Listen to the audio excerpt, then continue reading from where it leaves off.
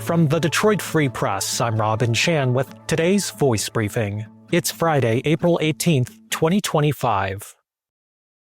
From health reporter Kristen Jordan-Shamus, Michigan's first measles outbreak of 2025 was reported April 17th in Montcalm County. The Free Press was first to report that the outbreak includes 2 new measles cases linked to an April 9th infection, reported in a county resident who traveled to Ontario, Canada. Brady Gilbo, a spokesperson for the Mid-Michigan District Health Department, says there are no public exposure sites tied to the cases. The health department advised medical providers to consider measles infection in any patient who reports having a fever and rash, especially if the person has traveled in the last 21 days, is unvaccinated, or if the person's vaccination status is unknown. The news comes as measles infections across the U.S. are exploding amid low vaccination rates. As of April 10th, there were 712 confirmed measles cases across 24 states nationally, more than double the number in all of 2024. Of them, about 70 have been among children and teenagers, and 97% have been among people who were either unvaccinated or whose vaccination status was unknown. 2 people have died from the virus in the United States this year, and a third death remains under investigation. The 2 new measles cases in Montcalm County bring the total number of infections in Michigan this year to 7. Measles is among the most contagious viruses in the world and is preventable with 2 doses of the measles, mumps, rubella vaccine, also known as the MMR vaccine. 2 doses provide 97% protection. To learn more about the Michigan cases, symptoms of measles, or where to get a vaccine, you can search on Freep.com for Kristen Jordan-Shamus's article, Montcalm County has Michigan's first measles outbreak of 2025.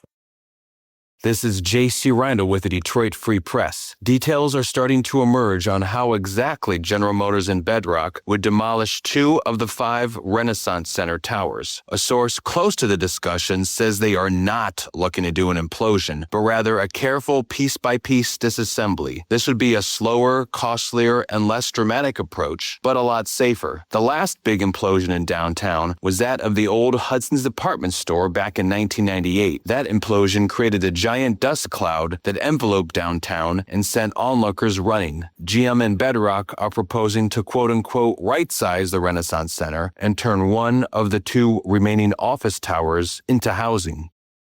This is Brian McCollum, music writer with the Detroit Free Press. The Tycoon Music Festival will make its Detroit debut this weekend with a lineup led by R&B star Chris Brown. Tycoon will hit Little Caesars Arena Saturday night as the festival marks its 6th installment. Previously held in cities such as Atlanta and Houston, the event assembles R&B and hip-hop talent for a diverse musical night. The artist roster at LCA will also feature rapper Wiz Khalifa, Gucci Mane, and Detroit's Skilla Baby, along with a slew of the surprise guests that have been a staple of the Tycoon Fest since its 2019 founding. The festival was launched by Chris Brown's manager, Ant Wilson, who will be in attendance Saturday, along with his girlfriend, R&B singer Monica. Wilson is well acquainted with Detroit. He's an executive producer of the Starz series BMF, set in the Motor City, and in 2013 he signed the local rap group Doughboys Cash Out to a record deal. The Tycoon Festival is sold out. Find more from the Detroit Free Press on Freep.com. That's Freep.com.